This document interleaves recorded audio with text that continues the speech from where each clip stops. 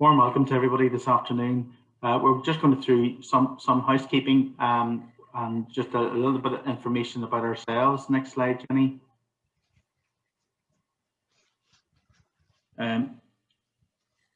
We have some information online around supporting CPD and our learning zone, so I'd really appreciate if people will take time to connect into that.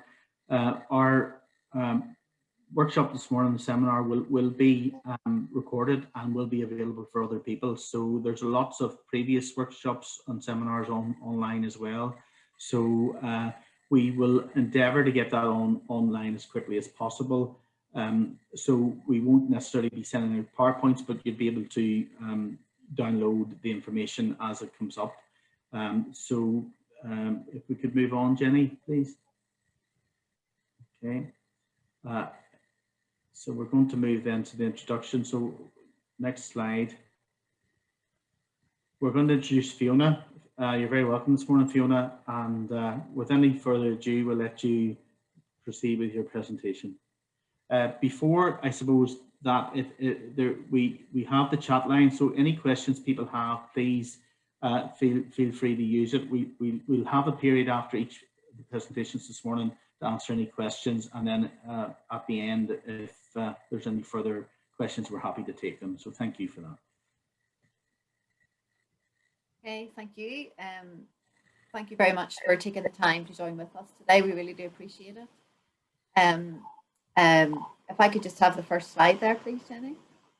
So my name is Fiona Templeton, and I am an adoptive parent.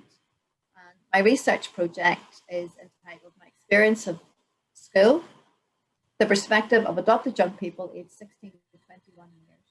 And the piece of research that I did was completed as part of a master's in development and co-production of social care research at Ulster University. And as a service user carer, my place on the course was funded by the Health and Social Care Board, for which I'm very... Sorry, Fiona, the volume's not great coming through here. If you could try and keep to the mic a wee bit more, that would be helpful. Okay. Well, what was saying? Is that any better? Yes, that's perfect. Better, okay. So I'm very appreciative of the funding, which enabled me to do the research, and it was based here in Northern Ireland. The research has been published in Pastoral Care and Education now, so it is available online to read the actual article based on this piece of research. And before we start to look at the research findings, I just want to make you aware that not just my talk, but all three talks today contain some emotionally heavy material, and I just want to give you the heads up for that, and I just want you to take care of yourself as you listen, and if you need to take a break, that is fine, and maybe whenever the talks are finished, you take a wee bit of fresh air or do something very nice to relieve whatever you've had to listen to through our talks, and hopefully they'll be informative and useful for you. So next slide, please.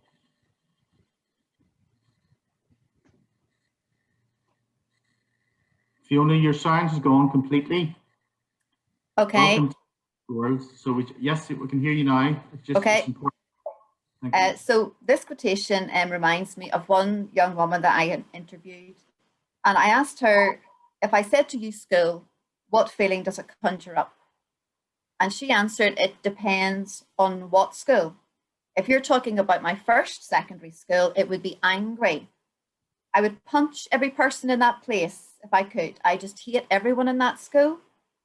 And if you want to say my second secondary school, I would say happy. I'd actually say grateful. In her first school, the opportunity to see that she was so much more than what they saw was missed. Next slide, please. So why did I do this research? As an adoptive parent and a skills trainer with Adoption UK, I've become increasingly aware that school can be a very challenging place for adopted young people, and it can have a detrimental impact on them and their families. Recent Adoption UK surveys have shown that education is consistently a top priority for adoptive families. that adopted young people are 20 times more likely to be permanently excluded from school than their peers, and 60% of adoptive parents do not think that their child has an equal chance at school due to their life experiences. Indeed, in our schools, adopted young people can be an invisible population. In 2018, I completed a systematic review of existing research, which find that the early life experiences of adopted young people can result in future challenges around love, trust, fear, and identity. These challenges can then play out in the school environment and require informed and therapeutic responses from the adults working with these young people.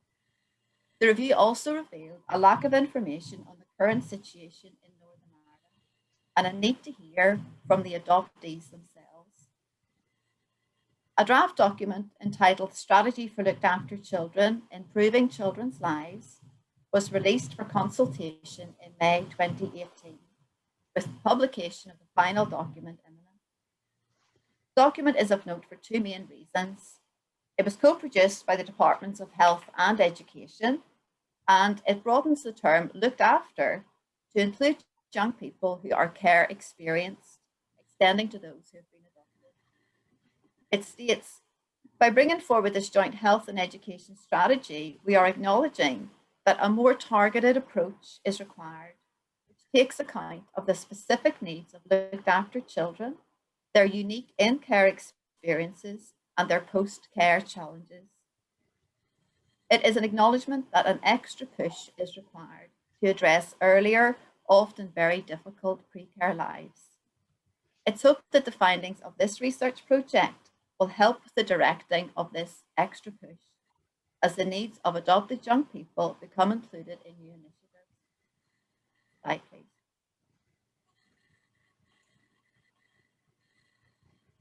The methods. This small-scale qualitative research project.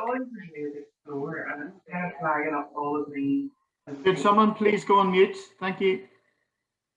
The small-scale qualitative research project comprised of 9 individual face-to-face interviews conducted by myself. 8 interviews were carried out in the home of the participants with an adult present in the house, and 1 interview was carried out in the Adoption UK office. All necessary ethical permissions and consents have been granted, and a distress protocol was in place. Visual prompts were made available during the interviews and were used by participants to varying degrees. Next slide, please. The sample included 9 young people aged between 16 and 21 years who had been adopted from care in the United Kingdom and had attended the mainstream school in Northern Ireland for at least 1 year. Their age of placement for adoption ranged from 4 months to 5.5 years. At the time of the interview, 3 were still at school, 3 were at university, and 3 were either in further education or employment. They reported on their experience in primary, secondary, and grammar school, with 1 young person having moved from mainstream education to education other than at school at the age of 14.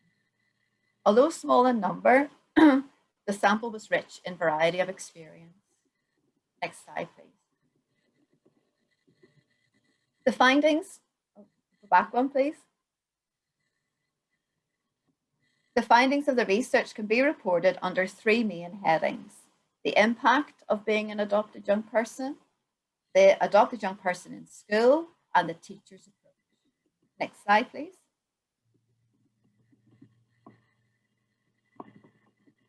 So the impact of being an adopted young person could be seen in 3 main areas: loss, trauma, and personal understanding of adoption. Loss. Participants reported losses in several areas: loss of relationships with birth family, including siblings. 1 participant commented, "It's a bit like you're the alien of the family. It's like you're adopted and everyone else isn't." Loss of trust, resulting in challenges around establishing and maintaining relationships.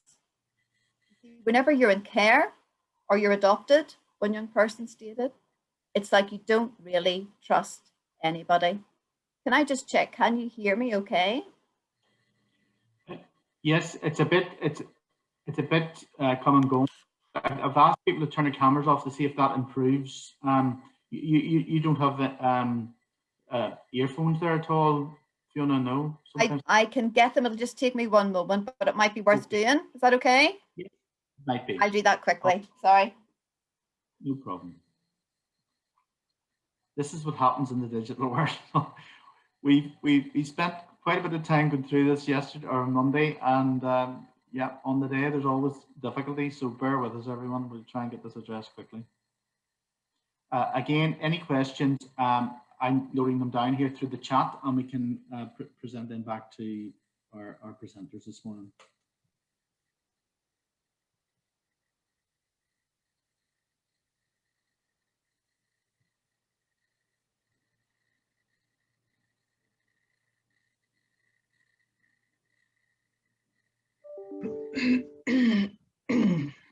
While we're just waiting, can everybody who's not on mute, can you mute yourselves, please?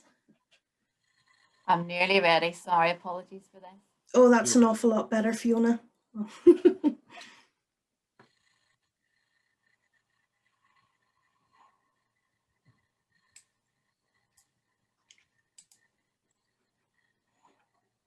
We have 189 people on this morning, so sometimes that has an impact. And there also seems to be technical glitches throughout various networks as well. So it's nice. So Okay.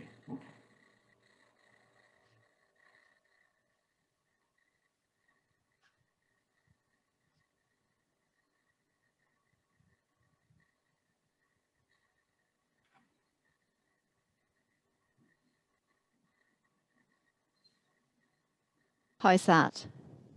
Perfect. 1000% better. Okay, apologies for that. Okay. So we're looking at the impact of being an adoptee, and we're talking about the loss. And we're talking about loss of trust. Then loss of information, both personal and in relation to family medical history.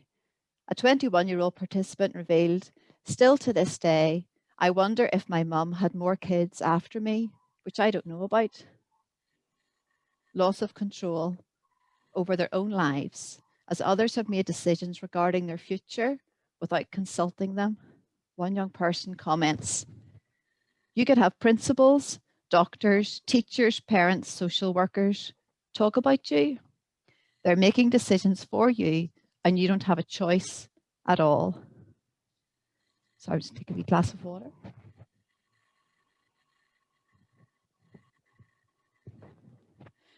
It's not good to run up the stairs and then try to talk afterwards. Trauma. Participants alluded to traumatic experiences prior to adoption, which have had a long-term impact on their lives. One young person states there was abuse and neglect, and there's a whole list of things. The personal understanding of adoption. Participants' personal understanding of adoption developed over the years, with the entry into secondary school identified as a pivotal point. During this time, they may have lied about being adopted to avoid feeling odd. I never cared about being adopted as much as when you get into secondary school, one young person stated, because when you get into secondary school, you're more open to parents being split or single mums. And you're like, why didn't she, meaning their birth mum, be a single mum? And all those other questions open up. Knowing other adopted young people was seen to be beneficial as it made adoption seem more normal. The adoptee in school. Whilst participants did talk in more generic terms about challenges with school, the work being boring and so on, it was important to establish if and how their experience of school had been impacted by being an adoptee. The research identified 4 main areas where this was indeed the case: relationships, behaviour, lesson content, and environment. Next slide, please.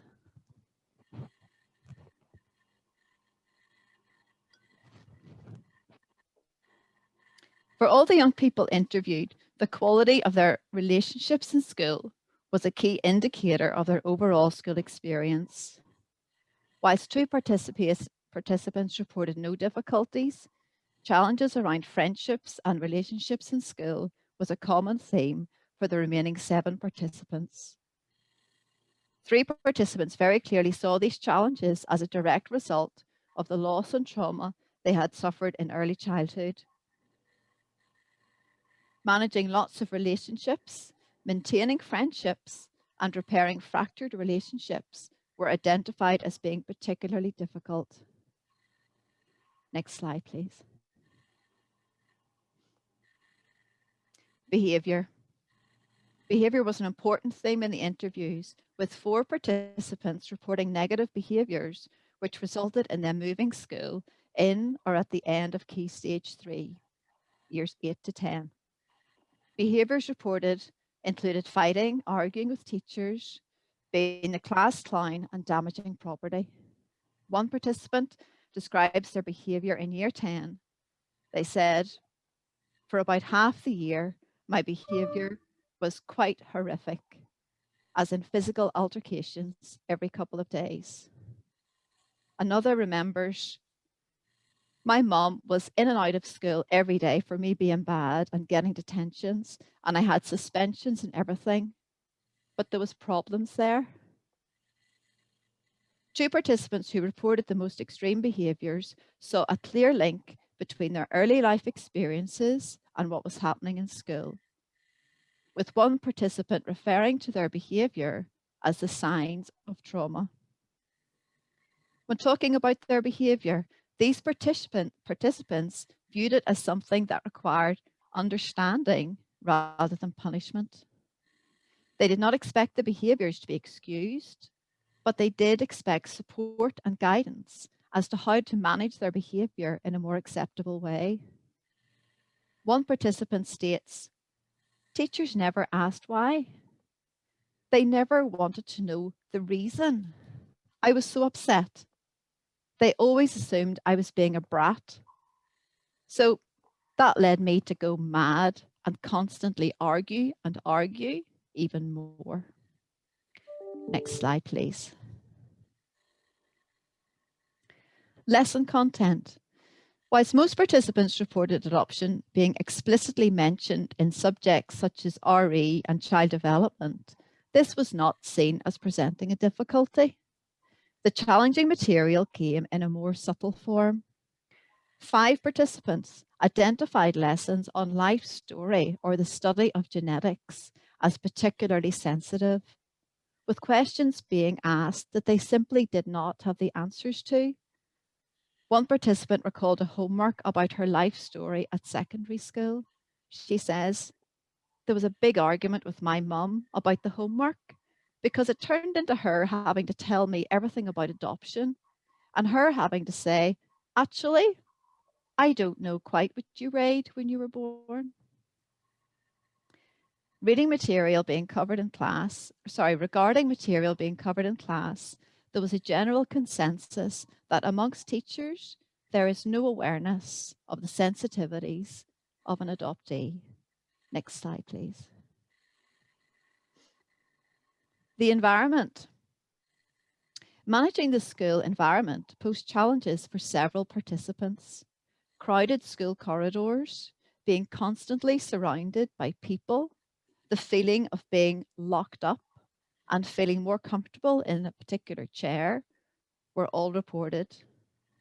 One participant recalled, I felt like actually taking in a golf club and pretending I was blind most of the time just to keep people away from me.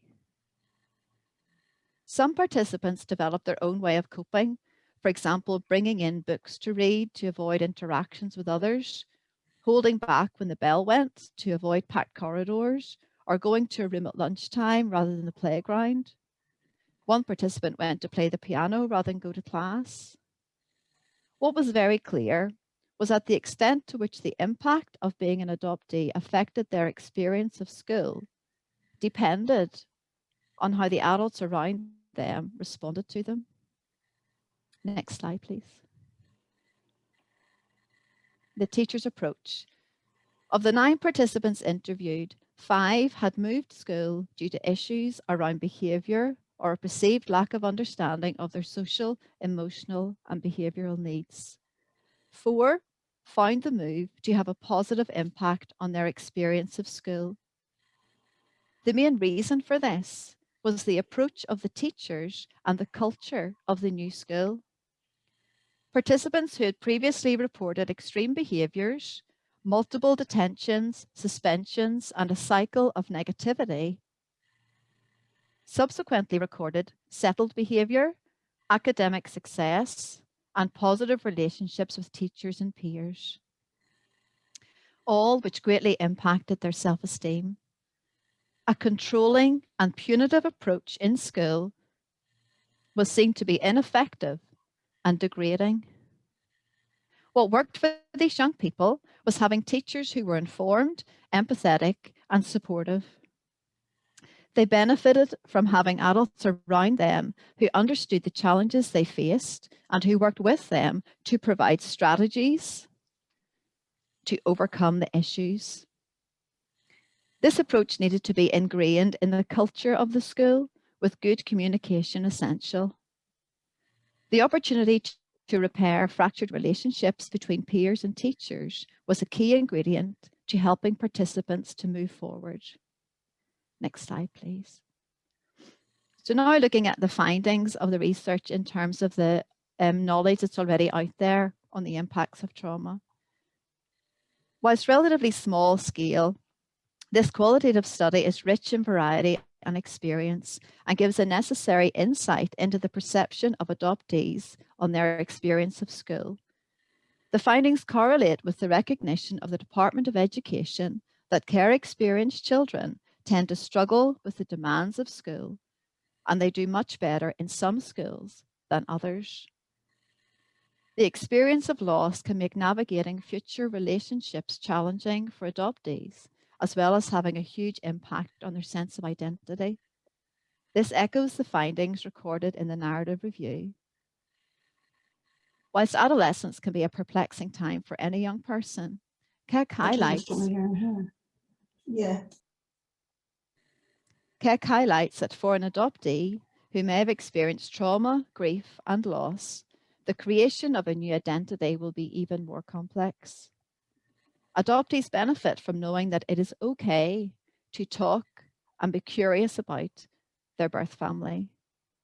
Post-adoption social workers have a responsibility to support adoptive families with contact and life story work, particularly during adolescence.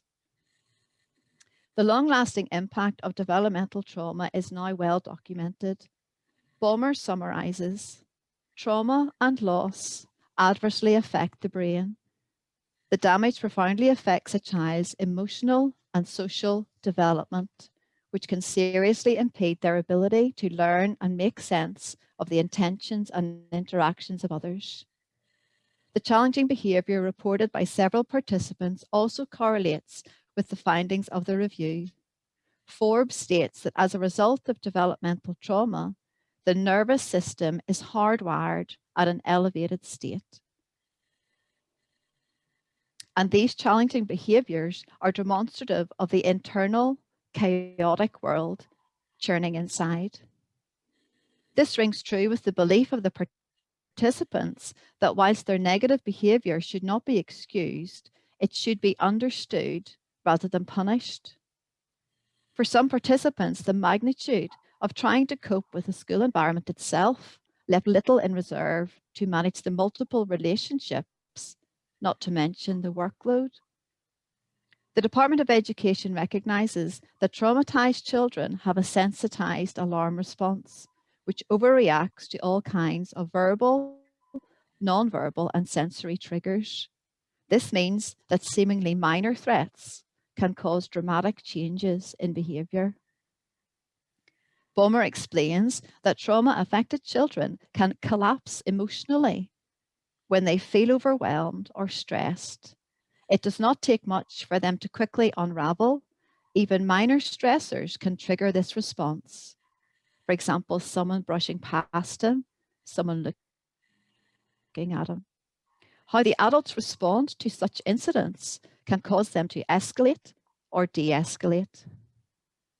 The Department of Education cautions, avoid discipline that involves separation, rejection, anger, or fear. Unfortunately, it will be the young person who bears the consequence if the situation is not handled appropriately. Records show that in the school year of 2018 to 19, 4,549 pupils were suspended from mainstream schools in Northern Ireland.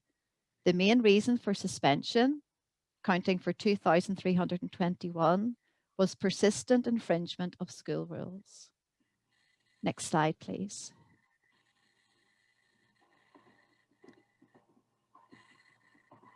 And the next one, please. A policy of exclusion or isolation can encourage a child to go off into its own world and dissociate, exacerbating the type of emotional disconnection found in attachment disorders. Ballmer reminds us that, in contrast, an empathetic relationship is powerful as it facilitates brain growth and emotional development.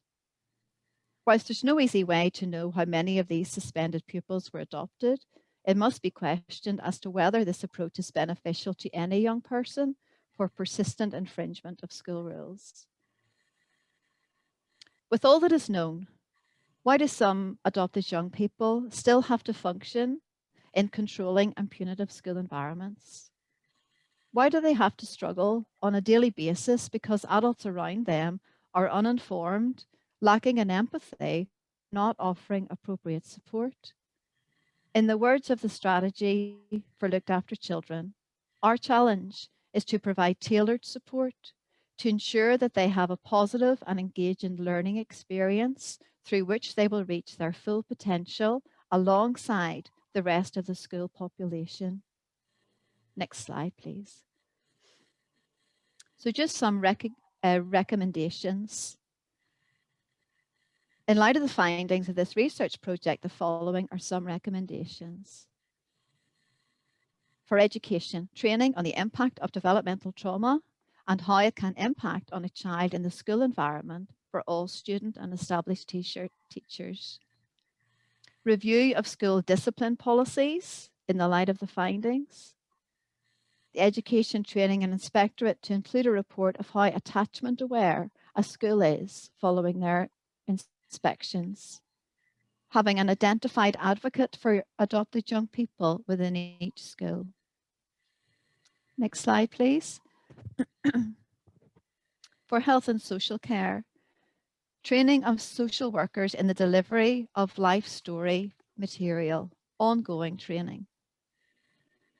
Training for prospective adopters on the impact of early life trauma and loss, a therapeutic approach to managing behaviour and the importance of life story work. Ongoing support to adoptive families, particularly on the approach of adolescence. Next slide, please. So what about you in your working environment or in the people that you're dealing with? I would encourage you to be curious, to realize that what you're seeing is not all there is to that person. Recognize that it can be hard to trust you, and you might feel you're very trustworthy, and you may well be, but the young person or person you're dealing with may have a history of being let down and betrayed and trust broken. Work to create an emotionally safe environment. Record information carefully. The details of these young people's lives are important. Learn more about the impact of trauma. And remember, there is more to the person than you're currently seeing. And just to finish, this research is not setting out to stereotype. Every adopted young person is an individual and their journey is individual, but there are lessons that we can learn. Thank you so much for your time. Thank you, Fiona. There's been some interesting information come through in the chat, so keep an eye on that and feel free to respond. Just quickly, Fiona, before we go on, thank you very much for that presentation. I know you had some difficulties, but we've ironed them out well. There was a few questions come through. Andrew Taylor has a question. Andrew, if you want to pose your question to Fiona.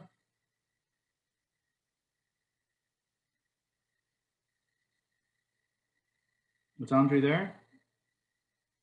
Okay, Andrew's question, Fiona, was how did the levels of contact through the journey towards adoption and how they found the change in children's post-adoption when contact was reduced? And I know you touched a bit about that, the pressure points. Have you anything you would like to add on that? So that's a question about contact with birth relatives, is that right? That's right. Yeah, how did the presenters feel at the levels of contact through the journey towards adoption, and how they found the change in children post-adoption when contact was reduced? So is there a need for more support there, do you think? Or?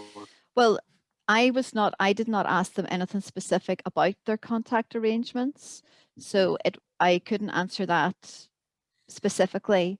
But what I can say is that the importance of the birth family came across from all of the young people.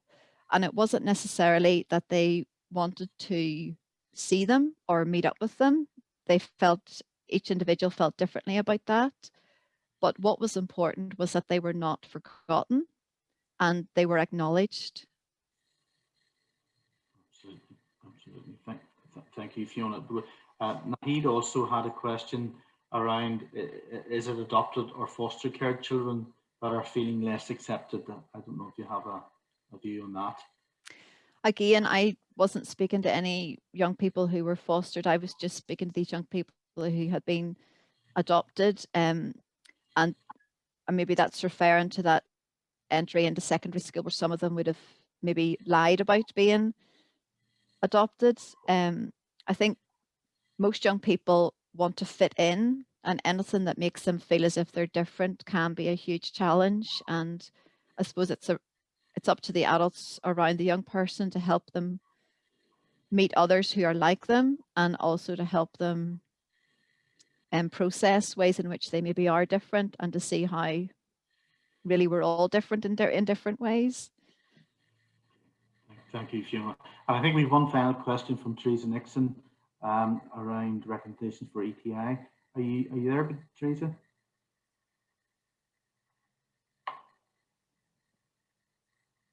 Hello. Hello, Teresa. Hello. Hello, Fiona. Thank you. Fiona, Hello. just a recommendation. That slide was pretty quick. The ETI, the Educational Training Inspector recommendation about they should include something around the attachment. Can you just flick back to that and explain that in terms of how they would know the children in school who would have attachment disorders? Are you able to control the slides there, Jenny?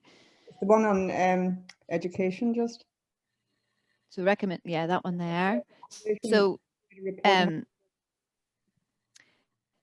so there can be, I mean, I don't have any in front of me here, but there can be things for an inspector to look for in terms of an attachment aware school and environment.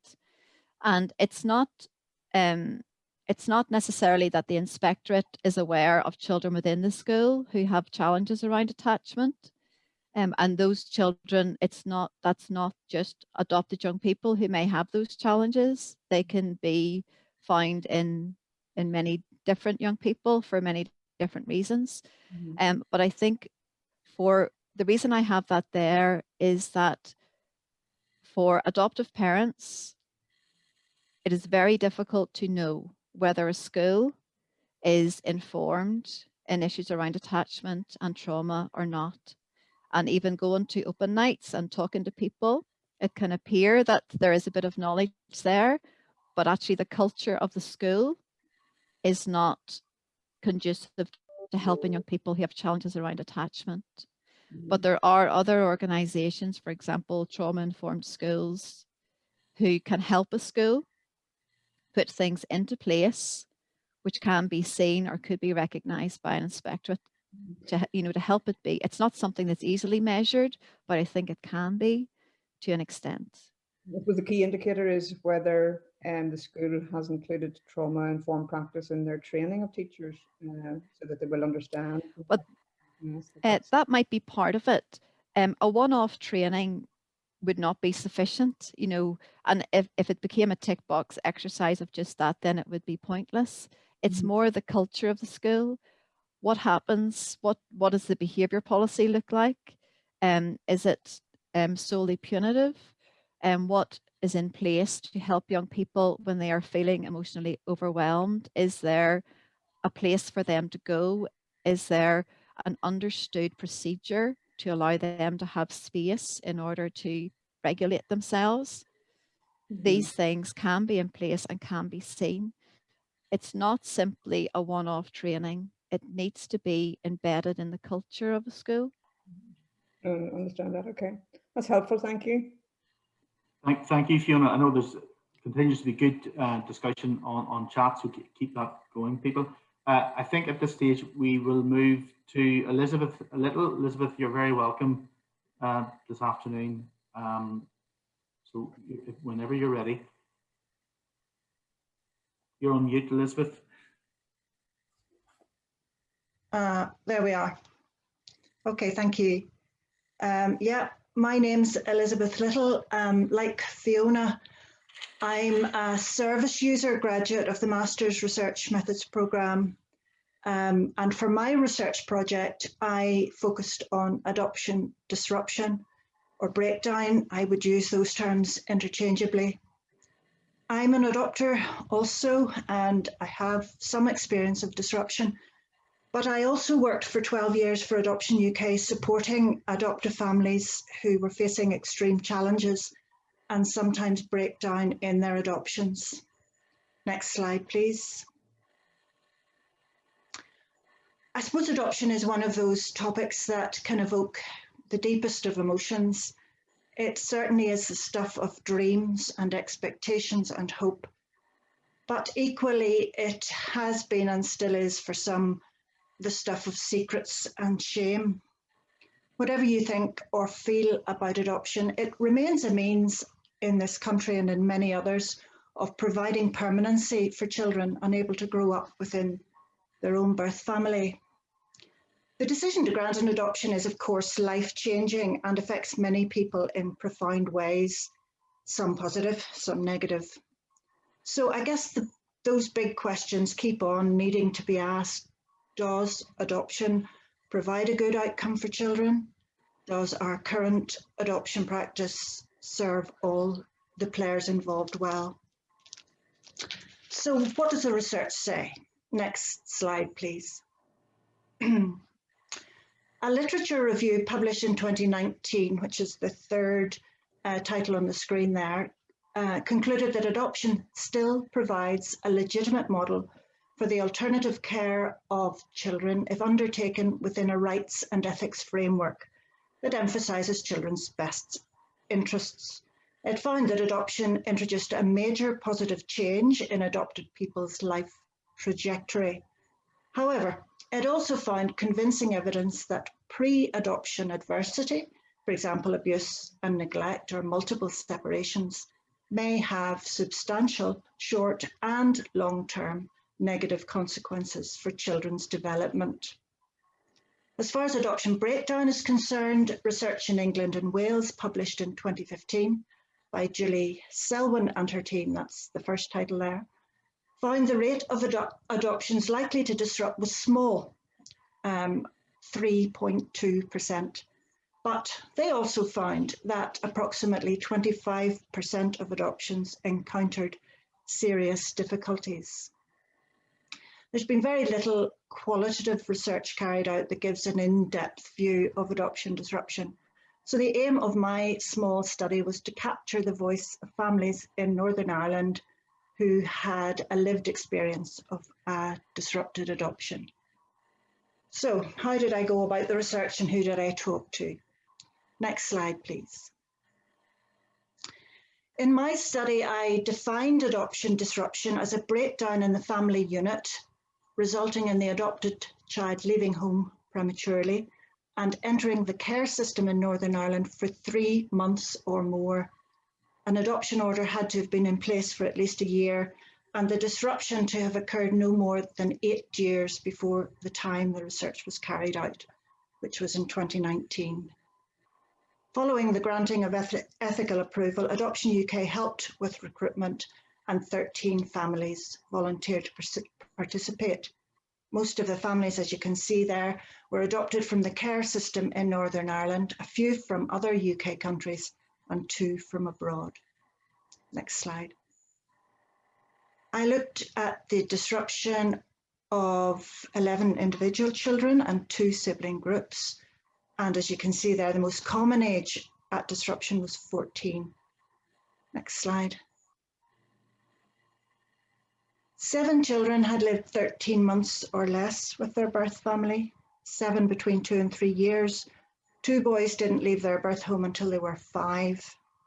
Neglect or abuse were the reported reasons for the children leaving home, though there was 1 child who was relinquished at birth.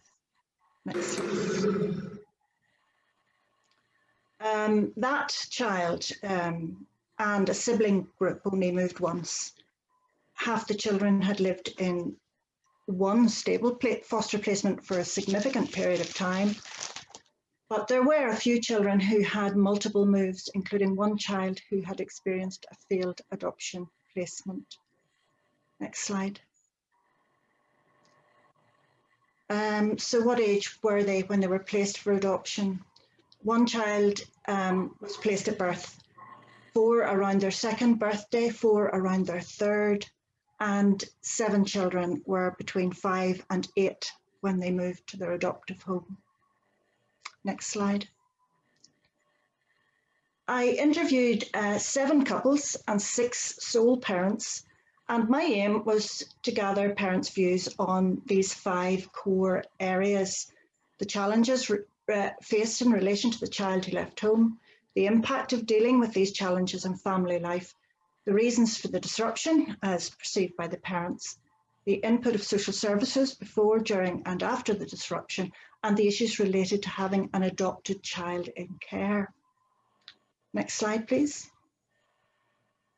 So the findings as I report them here focus on these 5 key factors that parents felt were significant in the breakdown of the adoption, and they cover the main themes emerging from the research. Next slide. So the first one is safety issues, and I'll give you a chance to read the quotes there before I speak to them.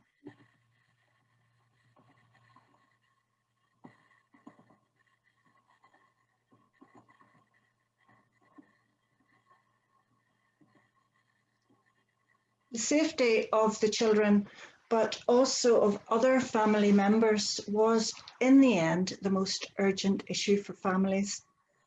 Several parents had children who they felt were difficult to keep safe, some at risk of sexual exploitation, some with very disturbing behaviours from early in the placement. A few children had suicidal thoughts and more self-harmed. No, same slide, sorry. Aggression and violence by children were present in most homes. Physical attacks were mentioned in 10 interviews. There was verbal abuse, intimidation, allegations, threats to hurt or kill, and the destruction of property by children. Angry outbursts often happened after school, feelings that had been contained, erupting in some cases only at home. Controlling behaviours were frequently described, with children making it impossible for the family to function normally. Siblings were often targeted. One adoption finally disrupted when a child who'd been bullied by a sibling threatened suicide. Most children were reported to be strong-willed from an early age, getting progressively more self-determined and oppositional as they got older, defying not just parents but other authority figures. With a few exceptions, parents were well versed in attachment and trauma theory and practiced therapeutic parenting as best they could. Some had ongoing professional support for many years, Nevertheless, they found themselves at a loss to know how to keep their children safe in the world, and at times keep themselves and others safe from their children.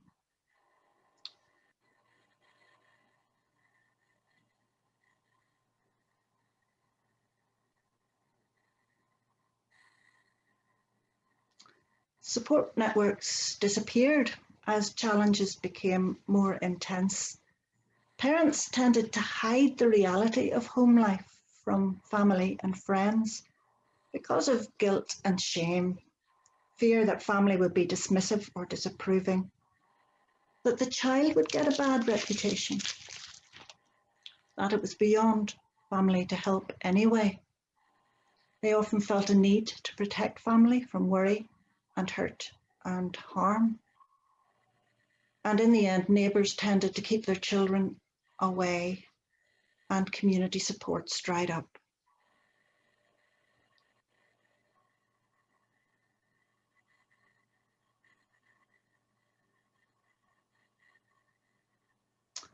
Seven children initiated unplanned contact with birth family. Many parents became aware that the birth family was a significant presence in their child's thinking and imagination. Some children were given a version of their history by birth family that contradicted the story they had been told about why they were adopted. Parents found talking to their children about their history difficult, and social workers often became involved delivering life story work. The parents in this study rarely found this helpful. One mother was critical of an inexperienced social worker, believing that the way life story work had been handled had been a factor in the disruption. Next slide.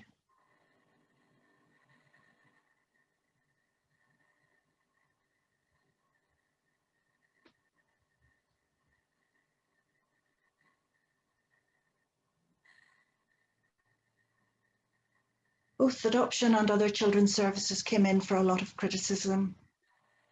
Without exception, parents But it felt just won't let me in. Without exception, parents felt they could have been prepared better for the possibility of extreme behaviours and disruption. They repeatedly talked of the lack of information at placement. Often parents felt that social workers didn't grasp the level of difficulty they were facing. The feeling of not being listened to or believed was common. They felt social workers were out of their depth and offered stock interventions, whether appropriate or not. Their non-engagement with services was, they felt, frowned upon. Most parents had requested direct help and support for the child, not just themselves. In some cases, this was available and welcomed, but then staff would leave, and it was difficult, as you can imagine, for the child to start again with someone new. The lack of continuity was often criticised. At least 8 families were investigated by a child protection team and often the police. Parents spoke of this process as traumatising, destructive and undermining of their parental role.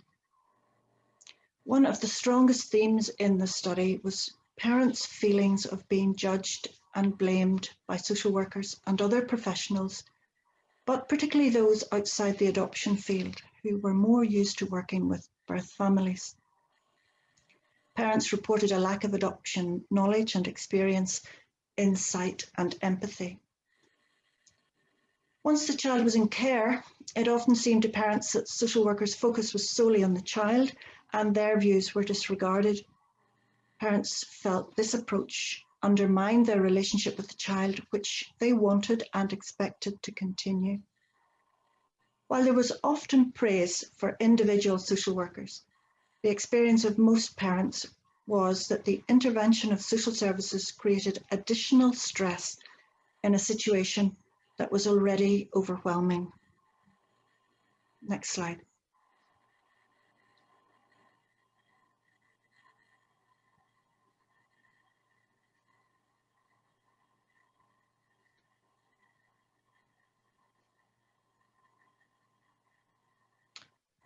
So, not surprisingly, stress and strain was a major factor in the disruption.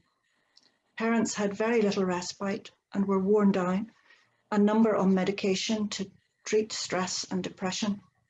They spoke of feeling battered and exhausted by the relentless nature of the challenges they faced. Some described a shutting down of feeling. It was difficult to function normally as a family or keep down a job. When parents were weary with trying to cope, one frightening incident was often the tipping point that took the child into care. It's like two worlds colliding, one parent concluded. He was describing the impact of his adopted children on the life of his family. Most parents were of the opinion that a third world came crashing in to add to the catastrophe, that of social services. A common theme in all three worlds emerged. The presence of fear appeared to destroy the possibility of trust and create the need to be in control.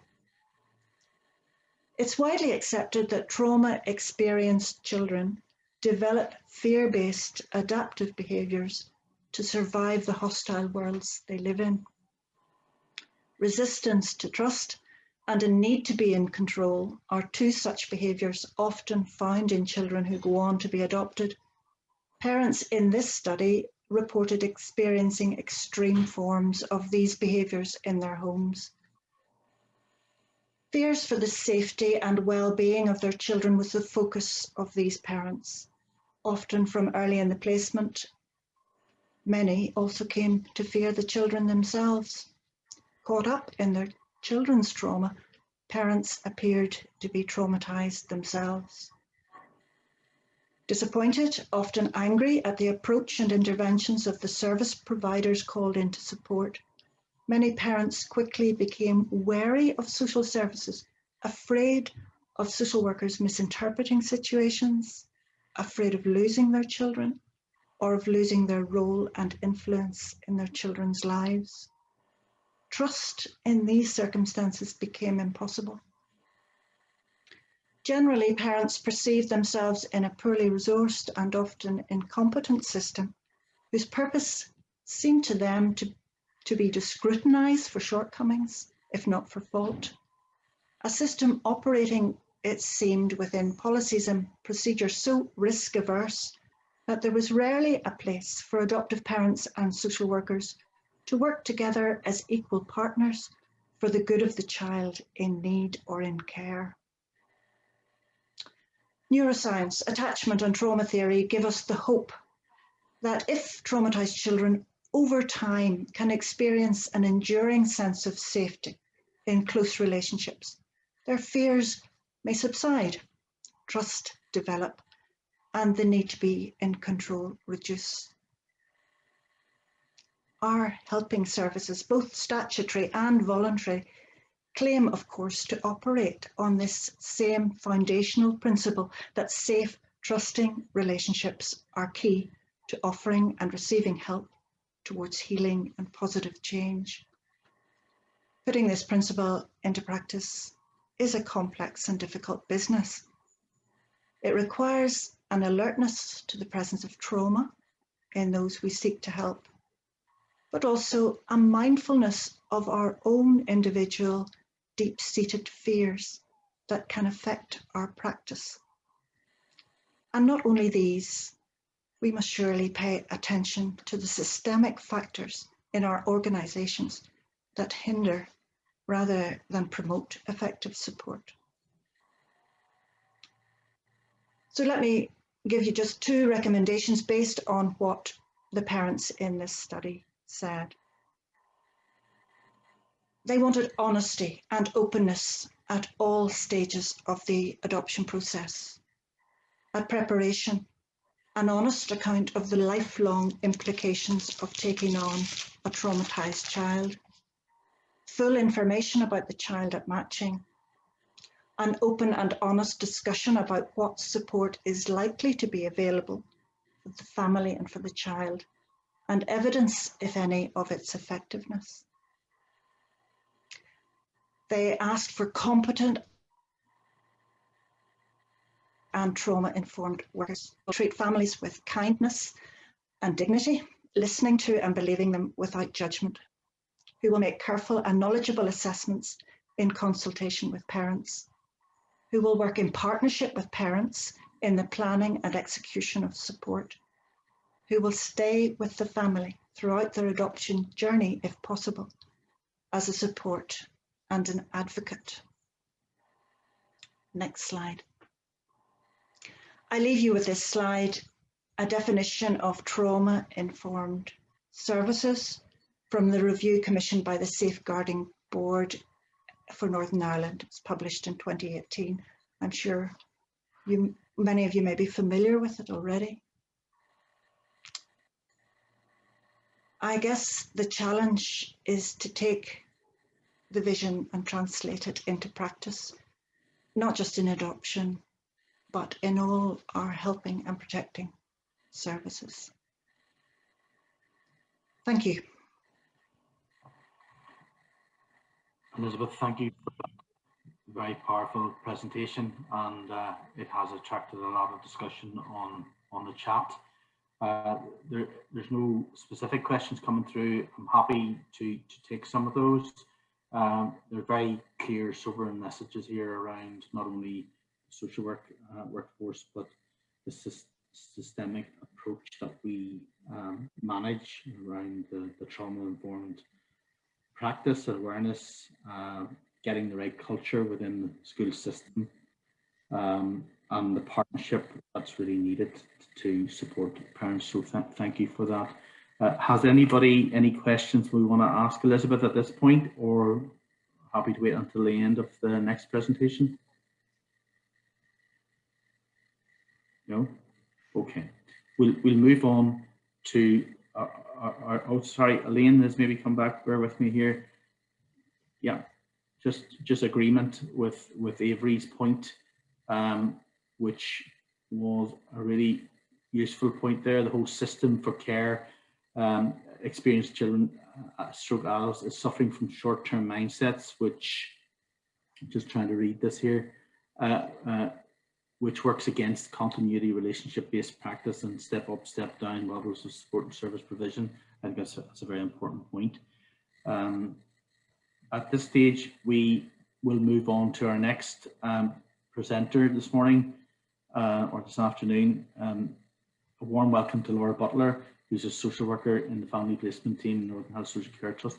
You're very welcome, Laura. I'll hand over to you now. Good afternoon, everybody. I've been listening to Elizabeth and Fiona and thinking what hard acts they are to follow. But so I'm Laura Butler, and I'm a social worker based in Carrickfergus Family Placement Team in the Northern Trust, and I work with foster carers and adoptive parents. And for the last few years, I've been undertaking research related to my field of work, and that is through the Research Methods course at Ulster University, which all three of us can highly recommend. Next slide, please. So just looking at the context and the background to my research, really the recruitment and the retention of foster carers is something that's becoming increasingly challenging for all fostering agencies. Foster carers are a very valuable resource, and fostering remains the key placement of choice when a child needs to leave their birth family and come into the care system. But many foster carers retire or they leave the service for other reasons every year. And whilst the number of children in care actually is rising continually. So the reasons many people leave is because the role is very stressful. And thus there is a need to find ways to retain foster carers, especially when they become very experienced. And support from the agency is important, but also foster carers' own supportive people around them are very important too. Next slide, please. So the study focus. Back in 2018, like Elizabeth and Fiona, I carried out a systematic narrative review, which was looking at existing studies, including international studies. And I didn't actually find any that were based in Northern Ireland when I was doing my literature review, which was looking at how personal supports might help develop foster carer resilience. And my conclusion really was that there was good evidence that family and friends did have a role in helping foster carers build resilience. But there were some cultural differences identified in how that support was experienced. And I was really curious as to how that might look within Northern Ireland. So I undertook a qualitative research study within the Northern Trust during 2019. And I interviewed 11 of the most experienced foster carers within our trust. And in the interviews, I explored their thoughts, feelings, and perceptions all about the challenges of fostering, what they described as the challenges of fostering, and how their family and friends, the role that their family and friends had in promoting resilience to help them to continue to foster. Next slide, please. So all the foster carers that I interviewed had experience of short-term or long-term fostering, or a mixture of both. And they had all coped with very challenging behaviour from children who had suffered trauma. And they tended to use a trial and error approach, where they would see whether, changing this or doing that would help the child. But they also used therapeutic approaches, which they had gained through their training.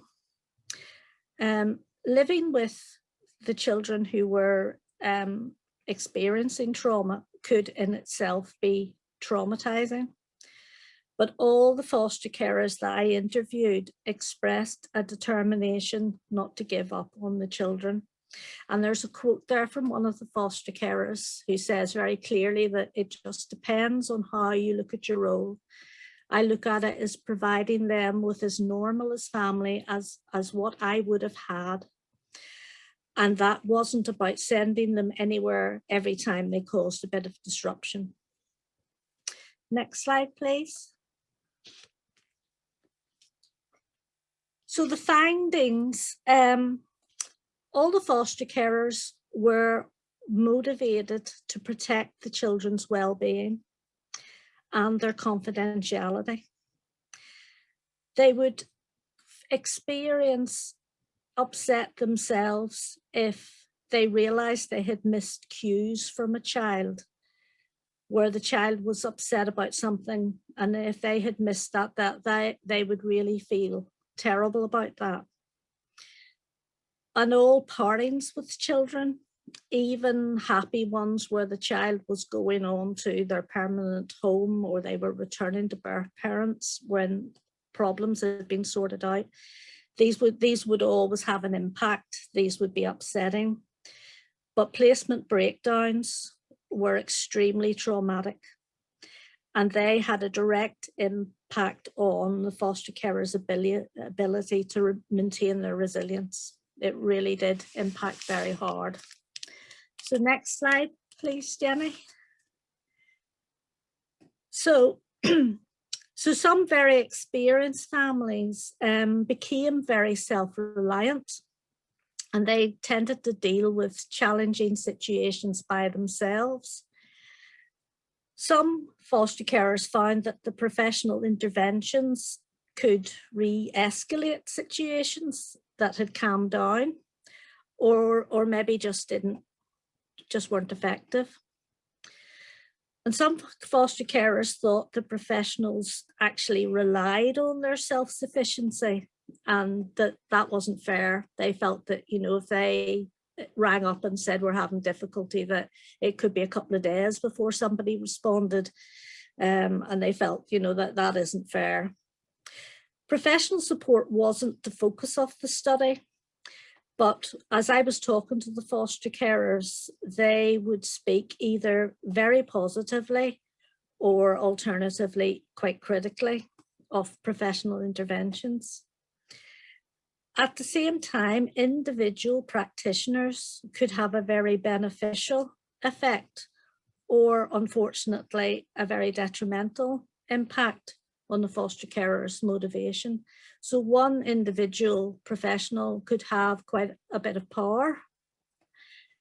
Next slide. So protection of the children's social image and their privacy was very important to these foster carers.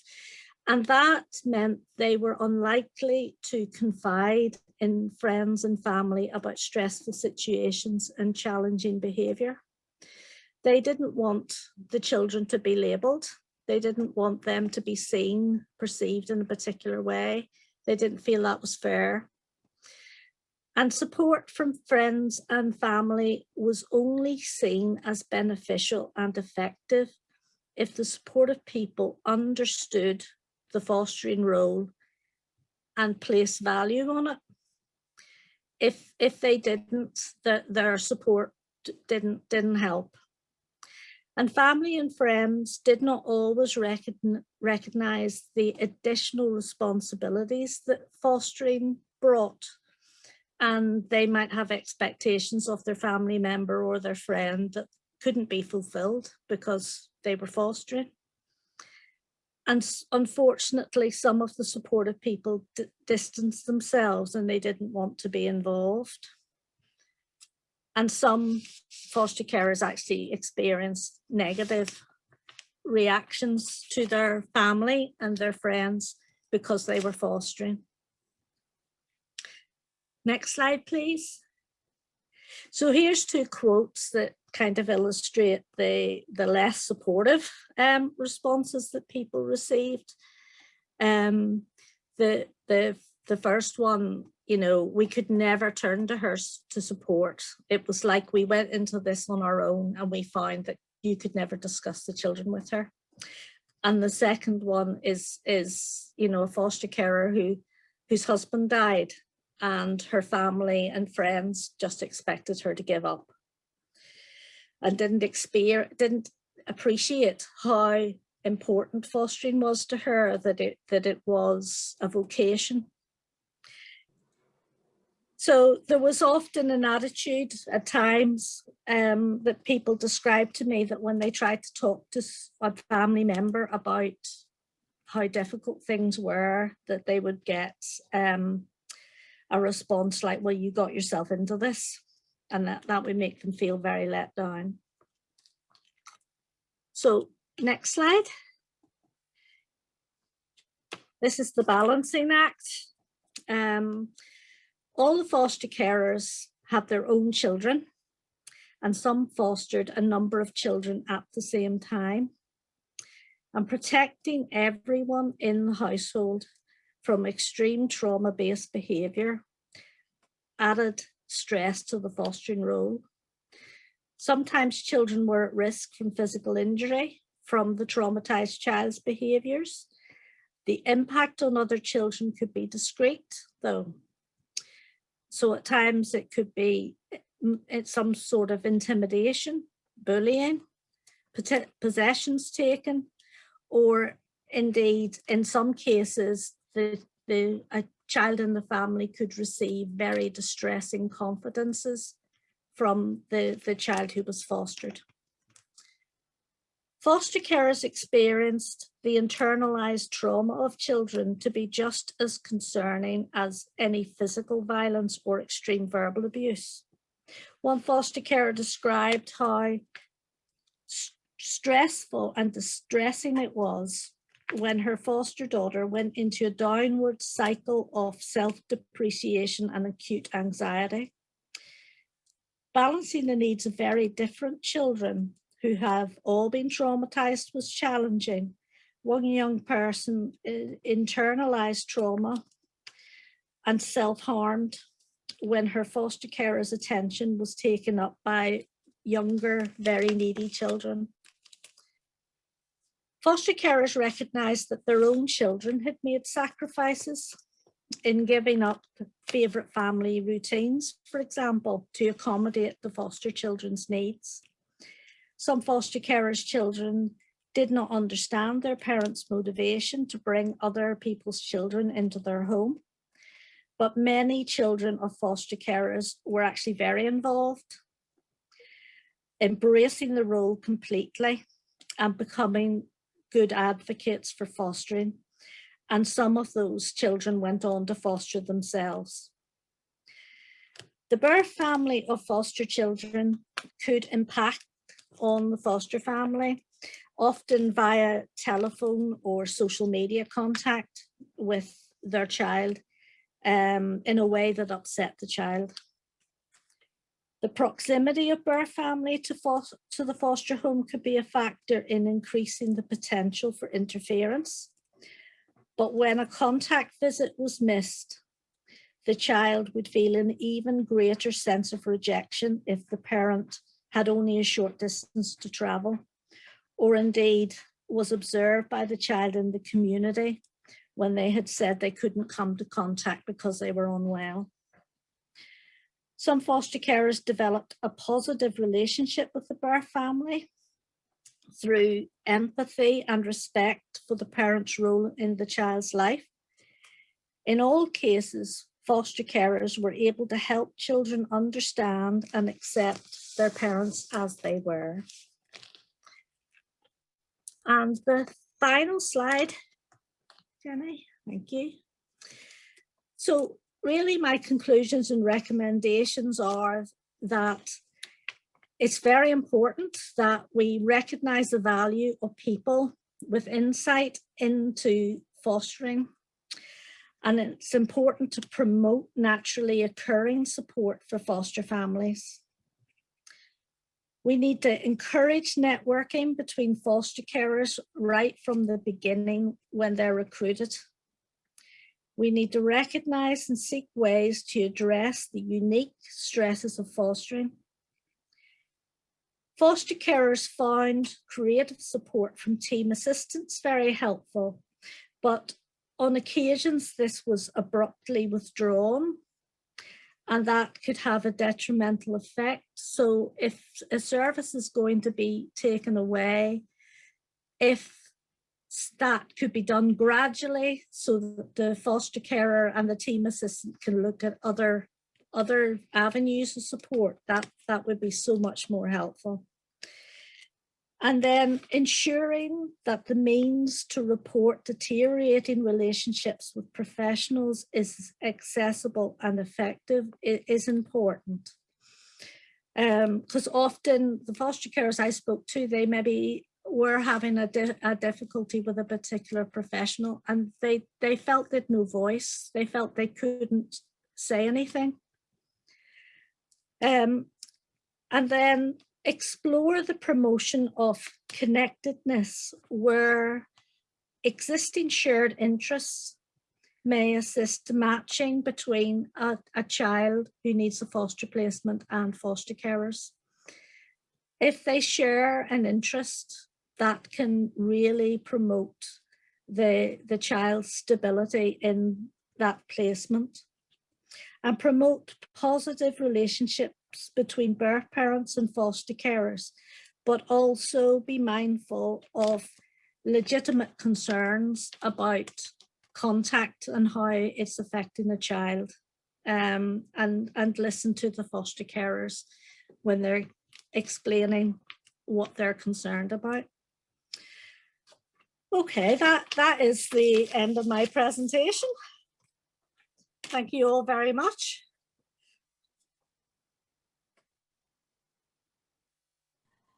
Thank you, Laura. That's excellent presentation. I know we have some questions for you, if you're happy to take them.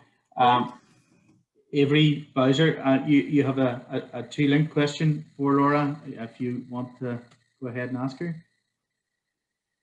Hi, Laura. Hi.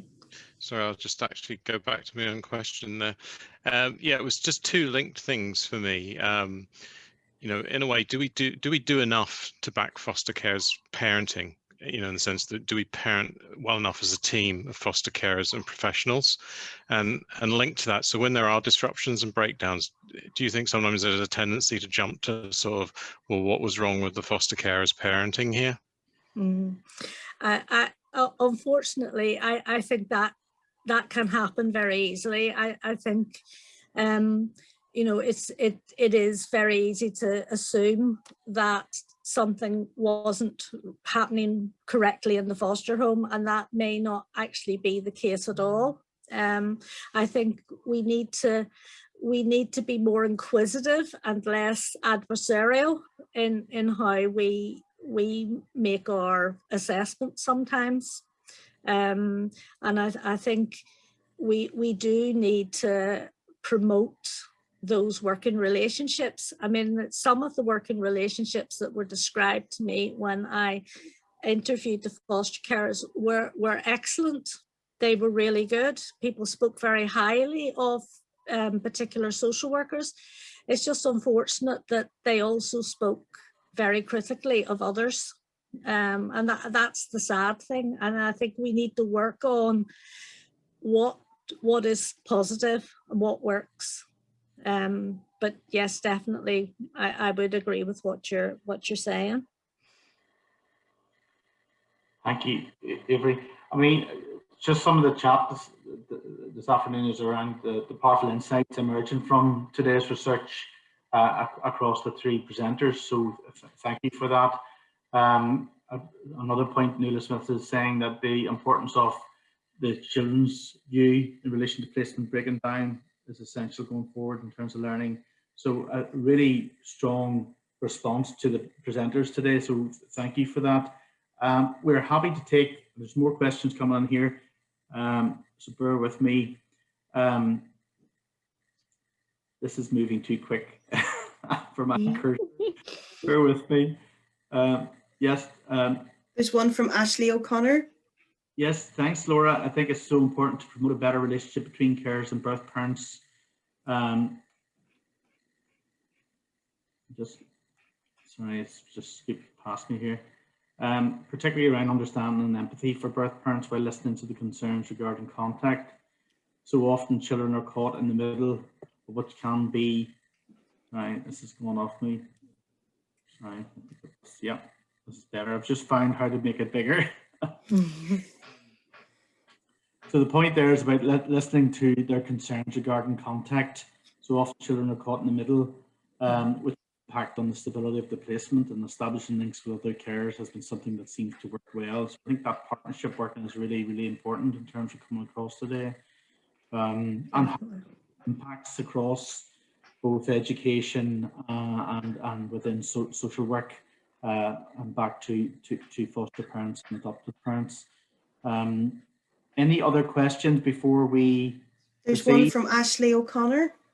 Okay, Ashley, do you want to take that question? Do you want me just to read it out? Is Ashley there? Yes, go ahead and read it. Okay. Are there any studies that have been completed on the impact of parents who have had to give up their children for adoption or fostering, and what supports are put in place for them when the process is complete? I think I'm not sure about whether there are studies in that area or not. There probably are, but I think in terms of supports for parents, I think we do have within the Northern Trust, we do have, there's counselling available that we refer to an outside agency for that, for birth parents when they lose their child to adoption, and we deliberately use an outside agency so that it is someone independent of the trust. But I I think there's probably is a place, if there isn't already existing research into the impact, there certainly, it would be a very interesting study for someone to take on, and perhaps somebody else who wants to come and do the research methods program would like to take that on. I think that would be excellent. Absolutely, Laura. I think the research methods program has been really a great resource, and it's bringing really good information to the fore from us working in the system that voice may not have been heard before. So I think this morning is evidence. We've had 198 people have been online this morning listening to these presentations. So I think that says a lot in terms of the hunger for the information that you've presented. I have, I think, a few more here before we close down. Suzanne Taggart just put on chat, the Pause project has been introduced into Northern Trust, which offers mothers who have had children removed the support. So thank you for that, Suzanne. Really good positive responses on chat about the information presented this morning. So thank you for that. I think at this stage, if there's no further questions, we will close bang on time, I might add. Apologies for the difficulties at the start of today. This is par for the course for these type of digital transfer of information. And again, I would like to thank Elizabeth, Fiona and Laura for putting themselves out there today and giving us some really valuable information and direction in terms of what we need to consider going forward. Thank you for that.